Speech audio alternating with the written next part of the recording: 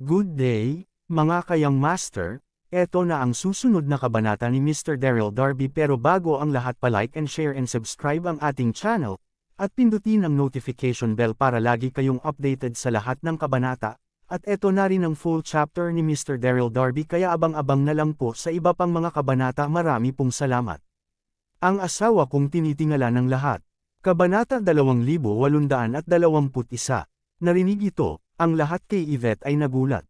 Hindi inaasahan, sa isang buwan lamang, napakaraming mga bagay ang nangyari. Bang! Si Dax ay may mabangis na galit, hindi niya maiwasang tapikin ang mesa, ngumisi ang kanyang ngipin at umungol. Zhangju itong Zhangju, na sinaktan ang lahat. Sa oras na ito, ang puso ni Dax ay ganap na nababalot ng galit. Galit na galit din ang nakapaligid na si Yvette, ngunit si Yvette ay matalino at mabilis na kumalma at marahang sinabi. Ang pinakamahalagang bagay ngayon ay mabilis nating mabawi ang ating lakas. Bumagsak ang boses, at tumanggo ang lahat.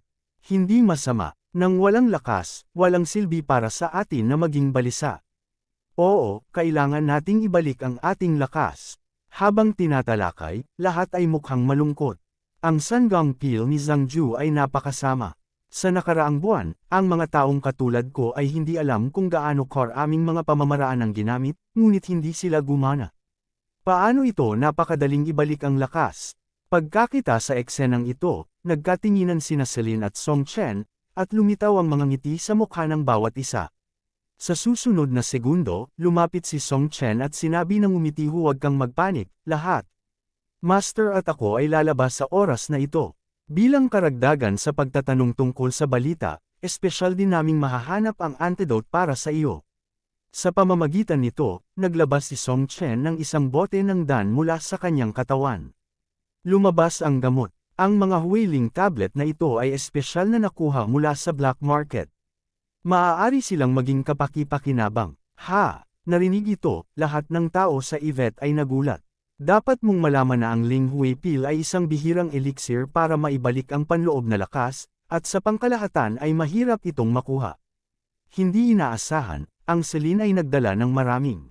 Lalo na si Dax, na may kagalakan, ay nanguna sa pag-inom ng tableta. Salamat sa magandang gamot, ngumiti si Dax kay Celine, akala ko ay natapos na ako. Nang makuha ko ang aking mga kasanayan, kung mayroon kang gagawin, magsalita ka lang. Ang boses ay nahulog, at Dax direktang kumuha ng isa. Isang pagbabalik sa pil ng espiritu, lunok na lunok. Sa sandaling ito, lahat ng tao sa paligid ni Yvette ay lumakad din at sunod-sunod na kumuha ng mga table tasks sa espiritu. Sa isang bahagyang ngiti, tahimik na tumingin si Celine sa lahat, naghihintay ng epekto. Gayunpaman, 10 minuto ang lumipas, at wala namang nag-react. Paano ito nangyari? Nakasimangot si Celine at hindi mapigil ang tanungin si Yvette. Ano ang nararamdaman mo? Kumunot ang noo ni Yvette at bahagyang umiling, mukhang walang epekto. Tulad ng sinabi niya, ang mga mata ni Yvette ay kumislap sa sama ng loob. Mukhang masyado pa rin tayong mal-aasa. Si Zhangju ay sikat sa libu-libong taon. Ang sanggang pills na pino niya ay hindi maihahambing sa mga ordinaryong lason. Error nang bumagsak ang boses, galit na tumayo si Dax, busy na naman ako. Paano ito nangyari? Sa sandaling ito, nakasimangot si Celine, sabik na sabik. Upang maibalik ang lakas ni Yvette, sinubukan niya ang iba't ibang mga pamamaraan sa nakaraang buwan, ngunit sa huli, wala sa kanila ang gumana. Maaaring ang mga taong ito ay ganap na hindi naligtas si Song Chen, sa tabi niya ay sobrang balisa. Buzzing, ngunit sa sandaling ito, narinig ko ang tunog ng mga yabag sa kagubatan sa labas, nakikinig sa maraming tao. Ang lahat ay nagmamadaling lumabas ng bakuran, nakikita ang eksena sa harapan nila, lahat sila ay napaatras. Nakita ko ang libu-libong mga sundalo na mabilis na nagmumula, nakasuot ng pantay na maliwanag na nakasuot ng mahabang sibat, at nangingibabaw. Ito ang piling tao ng New World Continent, ang Imperial Forest Army. Sa harap ng Yulin Army, isang lalaking nakasakay sa isang puting kabayo at nakasuot ng gintong nakasuot ay gwapo at labis na nasa sabik. Si Ambrose ito. Kabanata 2822. Ang batang Panginoon ba? Sa sandaling ito, lahat ay nag-react sa kaguluhan. Sa oras na ito, hindi mapigilan ni Yvette na maitago ang kagalakan sa kanyang puso, mabilis na lumakad, at sinabi kay Ambrose. Ikaw pala, akala ko ito ay isang tao na walang makalangit na samahan. Sa buwang ito, kahit na ang pagtago sa reclusive na lugar ng Celine, ngunit si Yvette at iba pa ay lahat sa takot, pagkatapos ng lahat, ang organisasyong walang batas ni Zhang Ju ay masyadong malakas. Ngumiti din si Ambrose, tita, sa wakas natagpuan kita. Tulad sinabi niya, napansin niya ang estado ni Yvette, at laking gulat ng puso ni Ambrose. Nakita kong mahina ang mukha ni Yvette, hindi lang yun, walang panloob na lakas sa dantian. Hindi lamang iyon, kundi pati na rin ang nakapaligid na Dax at iba pa. Paano ito nangyari, tita? Anong problema mo, mabilis na tanong ni Ambrose? Matapos pamunuan ng Yulin Army at labanan ang samahang Wat Ian, tuwang-tuwa si Ambrose na malaman na si Yvette at ang pamilyang Carter ay matagumpay na nakatakas. Sa sumunod na buwan, hinahanap niya ang lahat sa lahat ng oras. Bilang isang resulta, sa wakas mahahanap siya. Ngunit natagpuan na ang bawat isa ay walang panloob na lakas. Walang makakatanggap sa bagay na ito. Sa sandaling ito, ang lahat ay mukhang malungkot, at pagkatapos, si Yvette ay bahagyang huminga ng maluwag, at maikling sinabi ang sitwasyon. Sa pagtatapos ng usapan, kinagat ni Yvette ang labi at hindi mapigil ang malungkot na sinabi wala kung mawawala ang panloob na lakas. Nakakaawa lang kay Brother Chester. Nakulong siya sa General Altar ng Wat Ian Organization. Upang tayo'y makalabas at mamaya narinig ko na siya ay nahulog sa bangin, at walang buto na natitira. Matapos ang boses na hulog, Dax sinabi sa kalungkutan ito galit ay hindi naiulat. Ang aking Dax ay nanunumpa na hindi maging isang lalaki. Sa pag-iisip sa pagkamatay ni Chester, nahihirapan si Dax kumalma.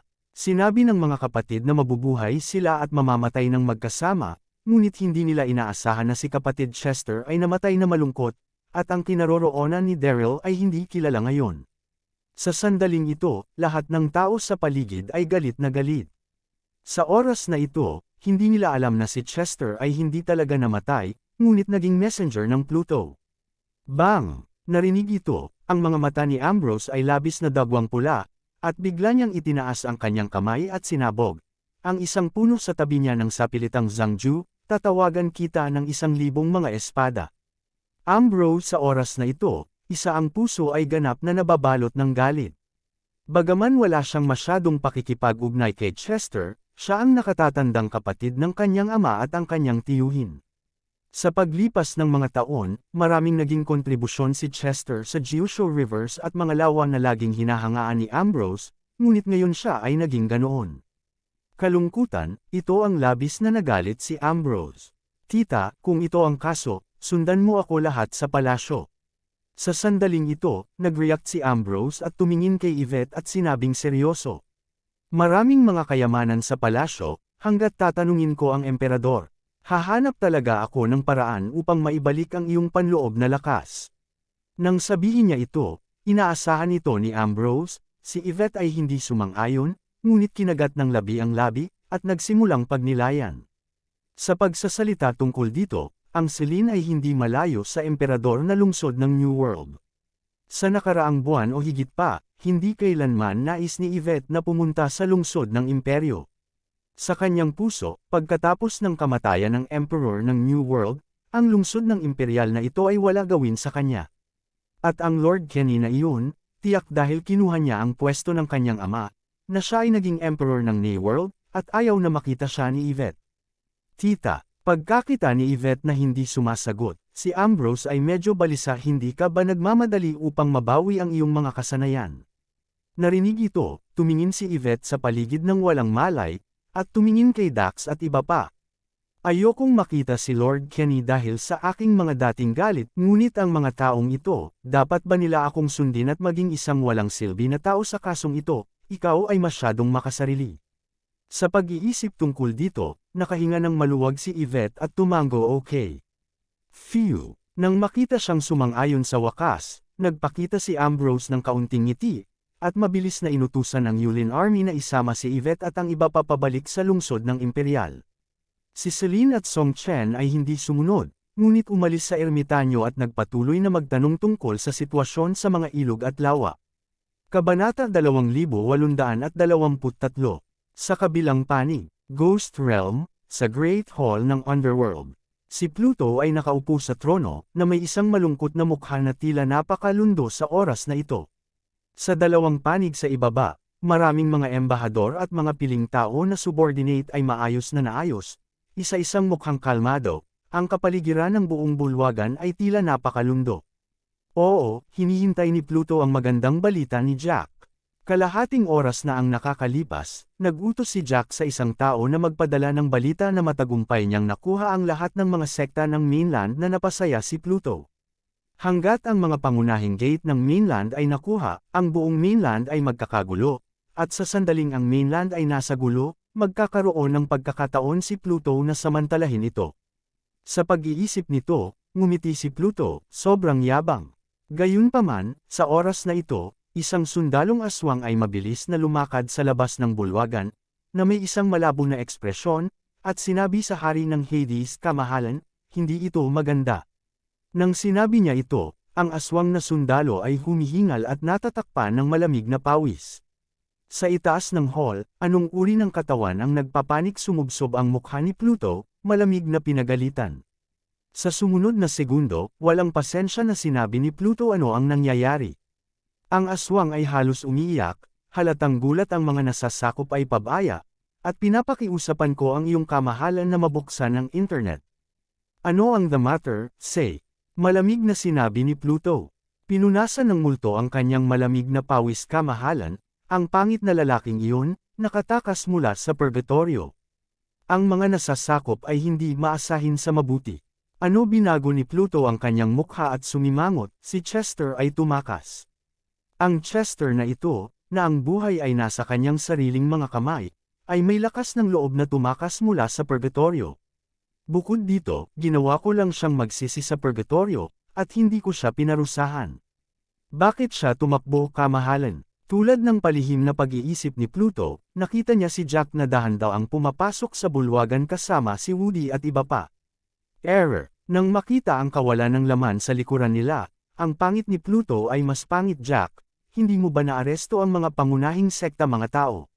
Mukhang naguluhan si Jack, humakbang at sinabi ng may paggalang, "Kamahalan, hindi mo ako pinayagan, pinapakawalan mo ang mga tao." Pagkabagsak na lang ng boses ay biglang nagkaroon ng masamang ideya si Jack nang makita ang mukha ni Pluto.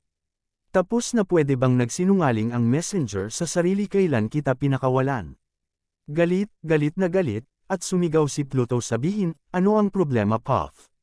Nararamdaman ang galit ni Hades, si Jack ay nasa isang malamig na pawis.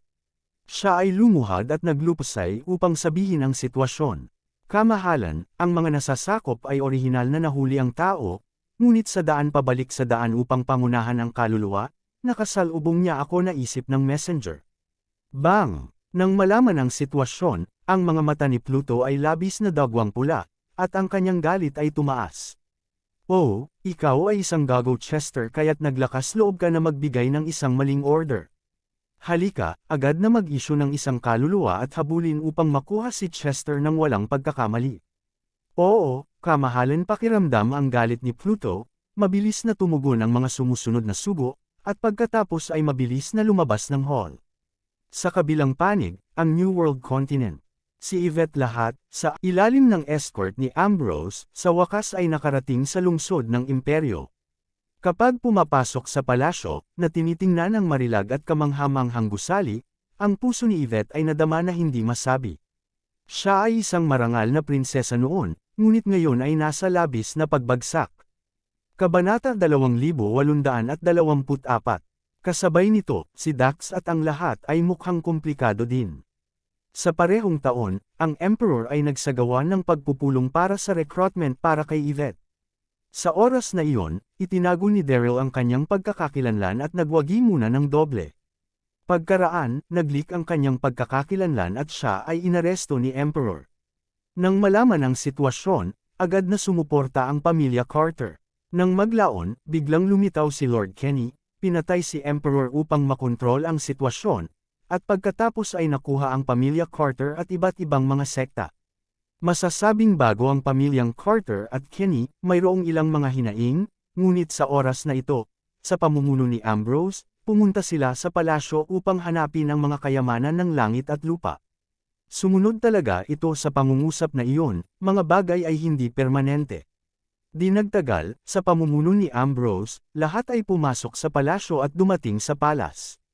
Pagpasok ko pa lang sa Chenyuan Hall, nakita ko ang 100 opisyal, sibil at opisyal ng militar, nakatayo ng maayos sa magkabilang panig ng hall, bawat isa ay may sagradong ekspresyon at solemn na nakapaligiran. At sa upuan ng dragon sa pangunahing bulwagan, nakaupo ang isang matangkad na figure, isang gintong robe, isang makapangyarihang aura, at ang kamahalan na hari ay tumagos sa buong katawan niya.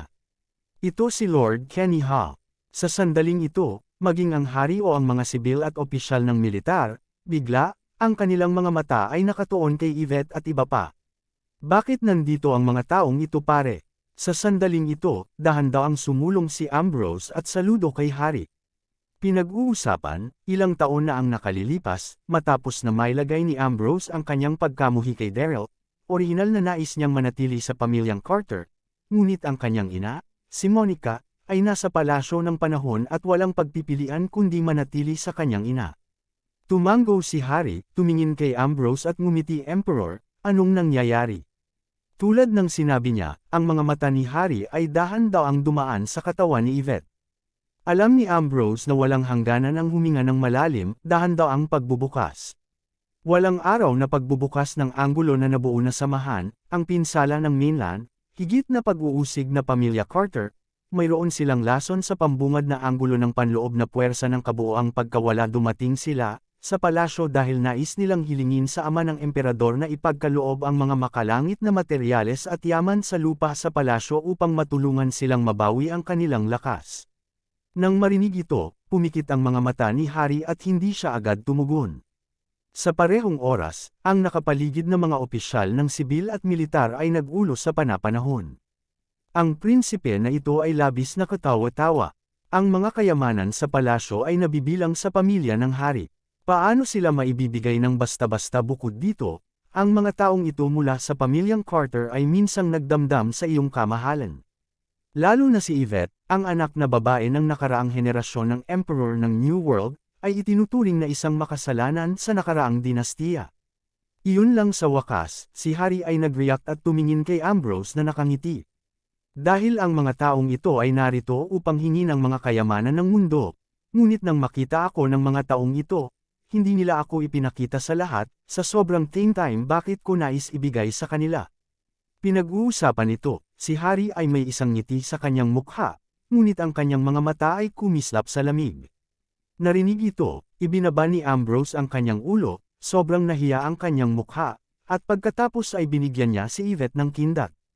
Sa sandaling ito, maging si Dax o Yvette at iba pa, lahat sila ay medyo nagalit ang haring ito ng Kenny ay naging emperor sa loob ng ilang taon, at ang kanyang frame ay naging mas malaki at mas malaki.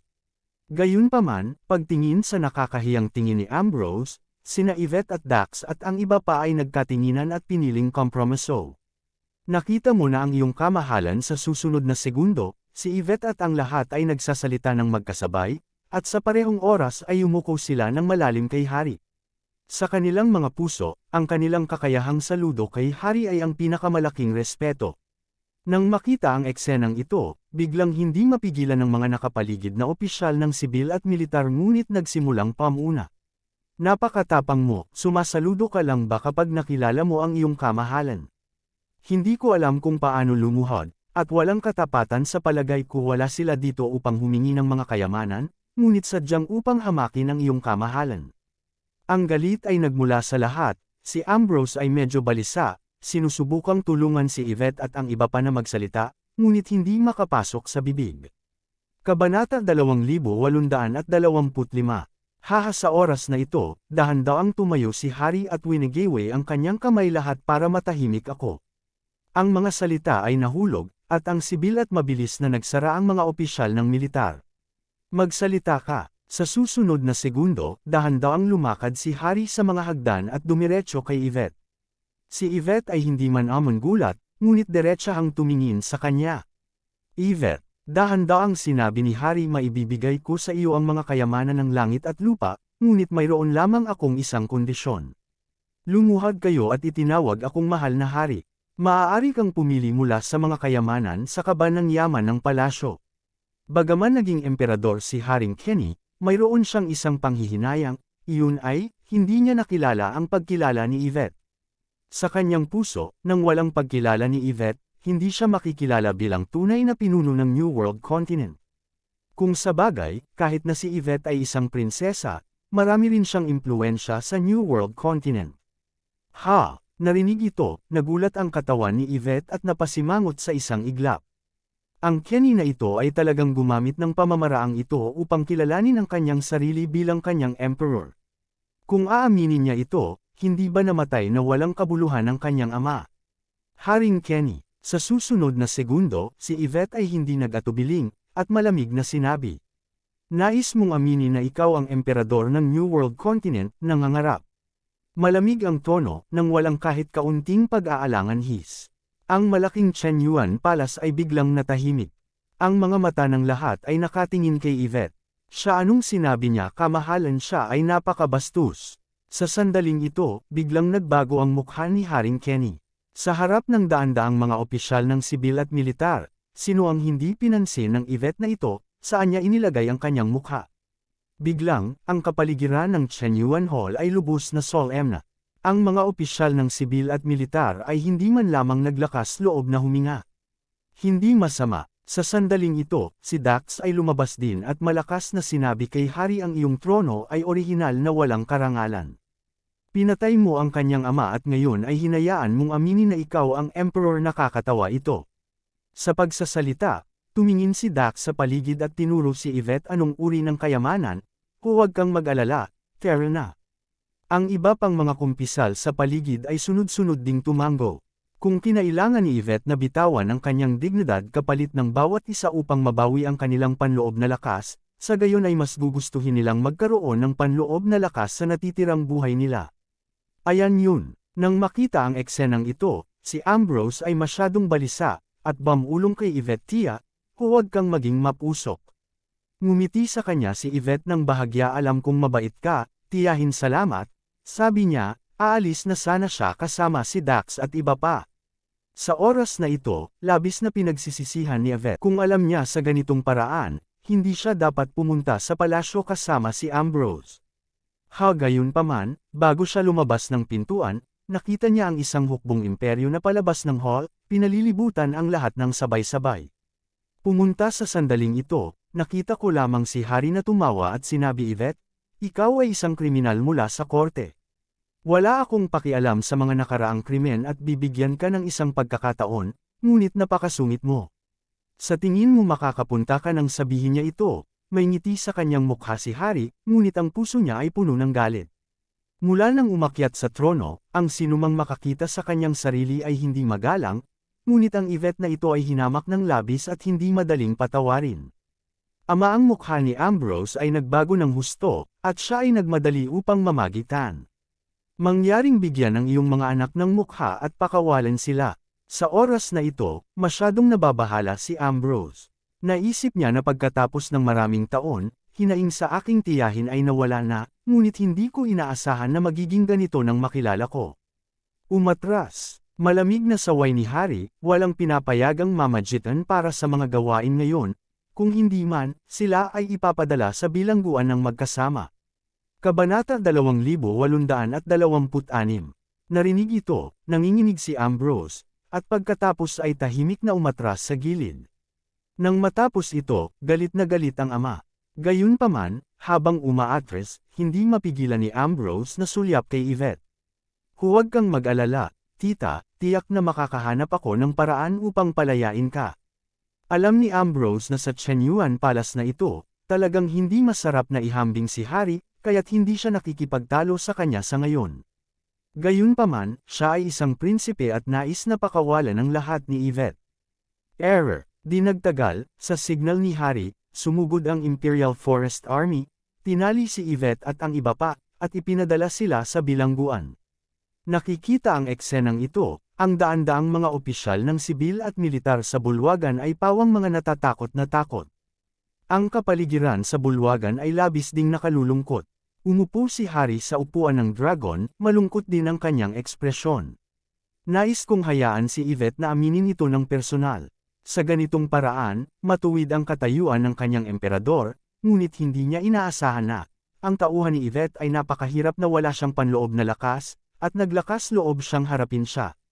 Para sa isang oras, ang buong Chenyuan Palace ay tahimik.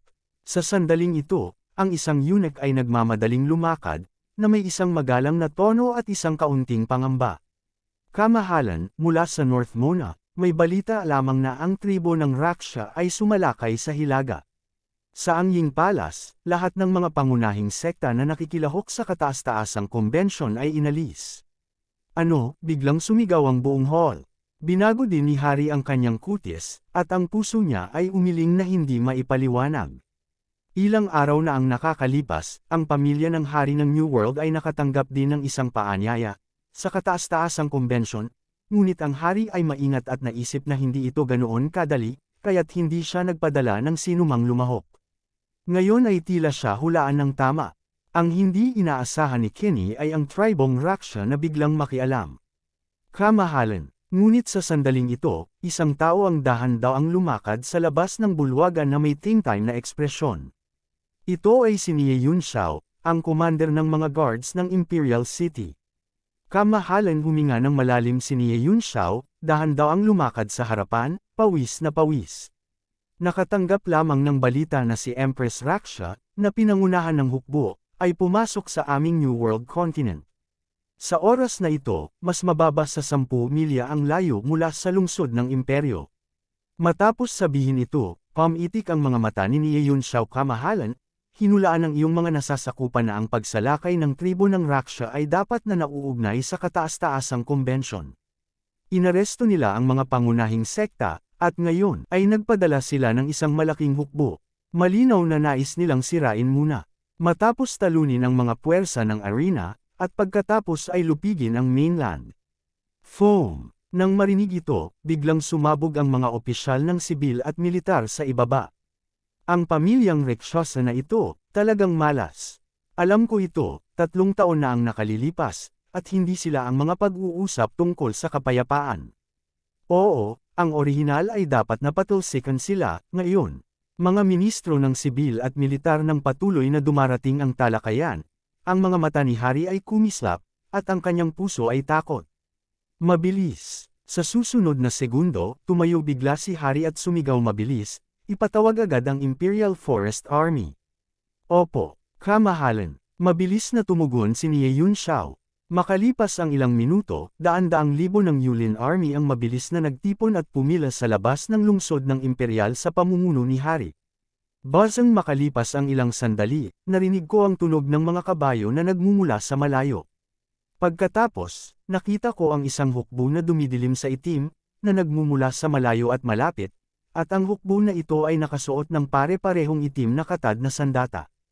Hawak ang isang kutsilyo ng buto. Ito ay ang hukbo ng Raksha. Ang ulo ay isang babae na may magagandang tampok, isang kaakit-akit na figura, nakasuot ng pulang dugo na nakasuot, hindi may larawan ang hitsura ng kabayanihan, at isang makapangyarihang reyna aura ang tumakbo sa kanyang katawan. Sakto Natalie. Wow! Kabanata 2827.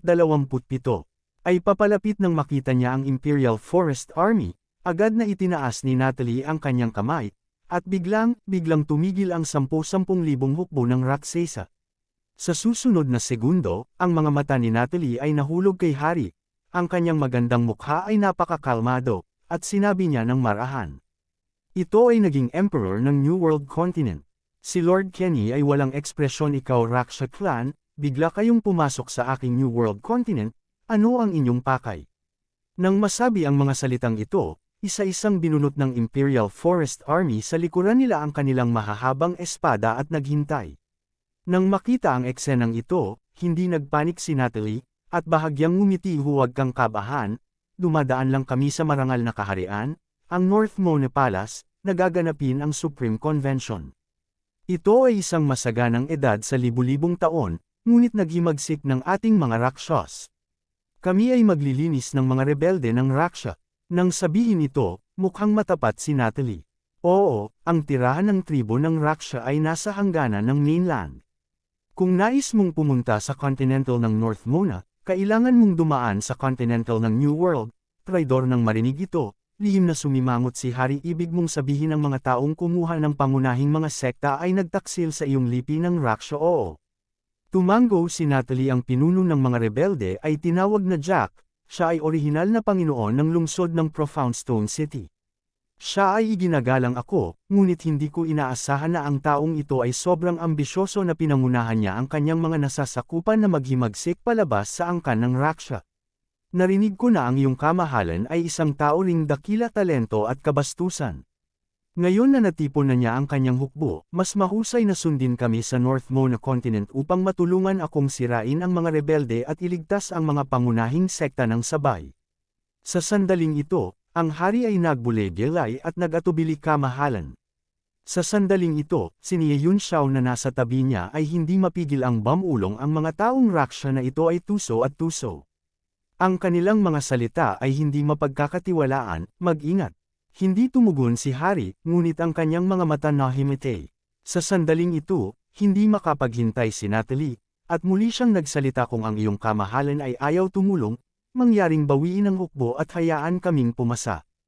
Hayaan mong pumasa ka. Sa sandaling ito, malamig ang mukha ni Hari.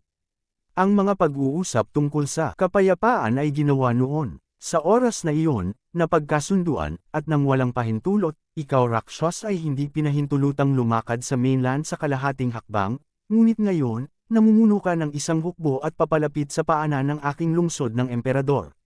Bakit mo nais na sirain ang mga rebelde? Tingin mo talaga ako? Fool, napakadaling linlangan. Nahulog ang huling pangungusap, biglang binunot ni Hari ang kanyang tibak, mahigpit ang mga mata sa hukbo ng Raksha, at malamig na sinabi. Makinig sa buong hukbo, patayin ang mga mananakop na ito. Manatili, upang palakasin ang aking kapangyarihan sa New World.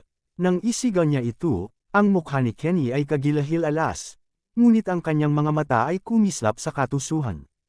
Nang ang New World Continent ay nilabag ni Yang Jian, si Hari ay pinilit na maging isang mag-alaga.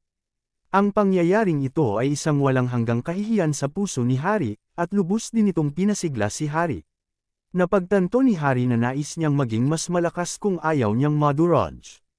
Sa makatuwid, si Hari ay naghahanap ng mga pagkakataon na mangibabaw sa mainland sa mga nakaraang taon, ngunit sa kasamaang palad ay walang angkop na pagkakataon. Sa oras na ito, alam ni Hari na ang oportunidad ay narito. Hindi alintana kung sinabi ng Natalie sa harap niya na totoo ito o hindi. Kinuha niya ang pagkakataong ito upang sirain ang mga Rakshas sa harap niya, at pagkatapos ay magmarcha sa iba pang mga kontinente.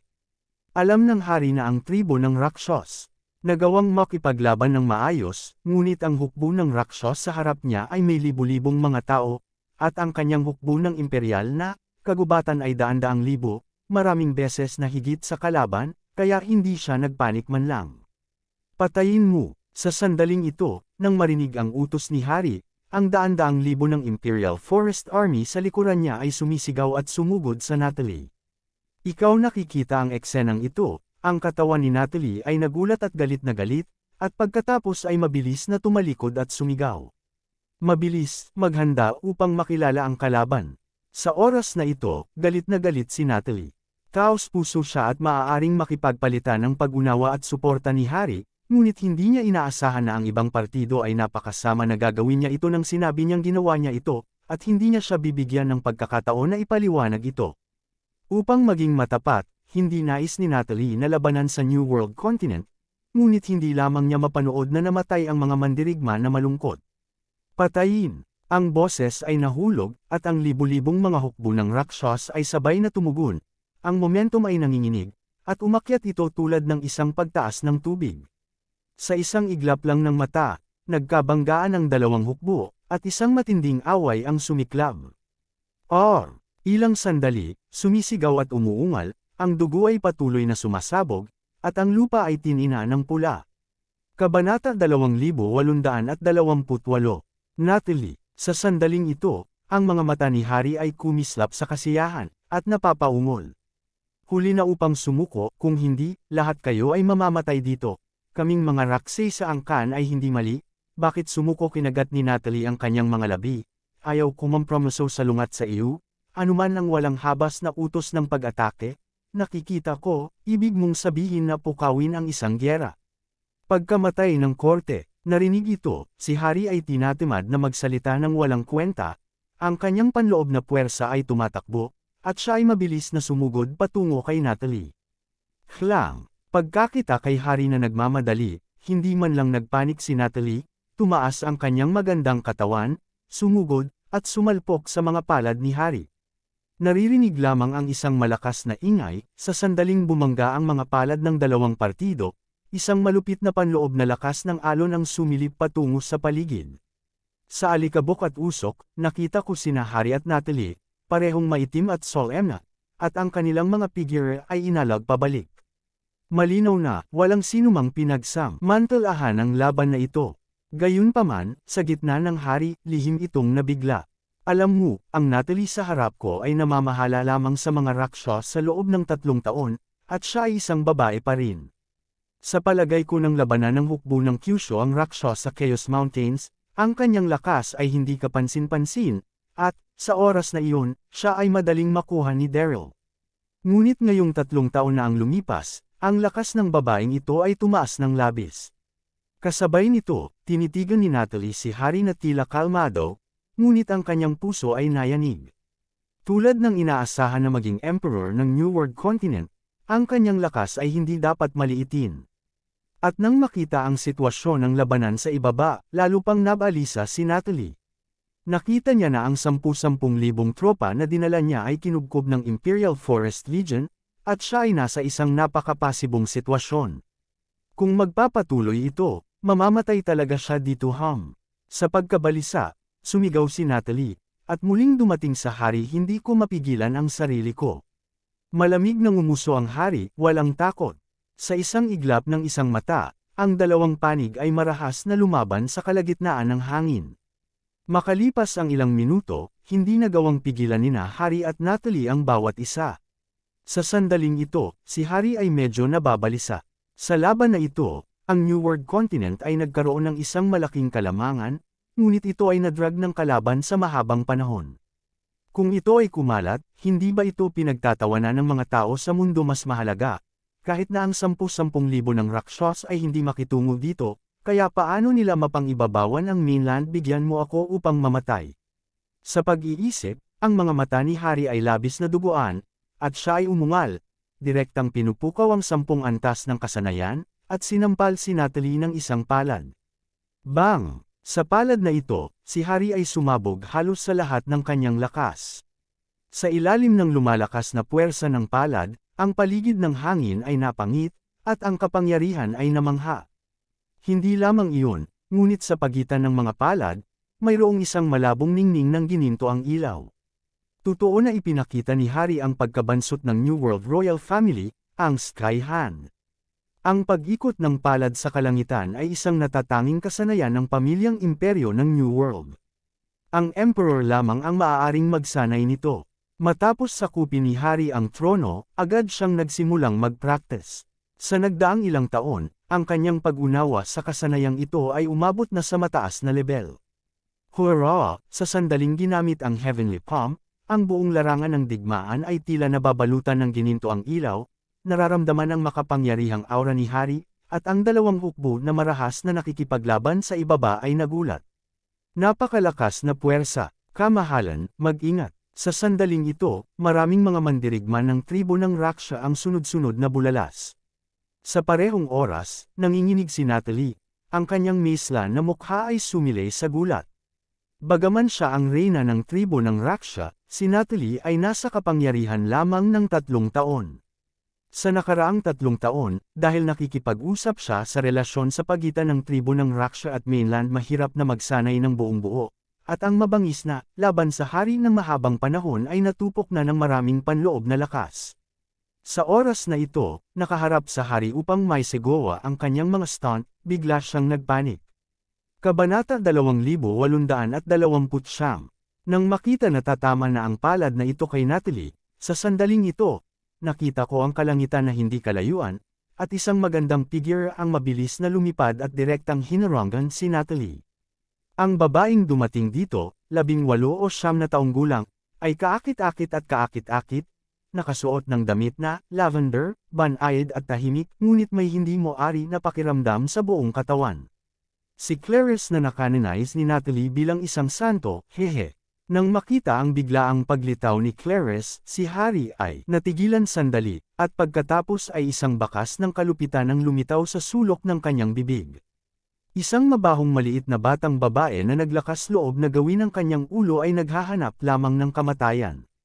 Kasabay nito, nagulat din si Natalie Clarice, huwag sa pagsasalita nito, kahit na si Clarice ay minana ng kanyang ninuno na si Quaffo, kung tutuusin, napakabata pa niya upang lubos na maunawaan ang kapangyarihan ng kanyang mga ninuno.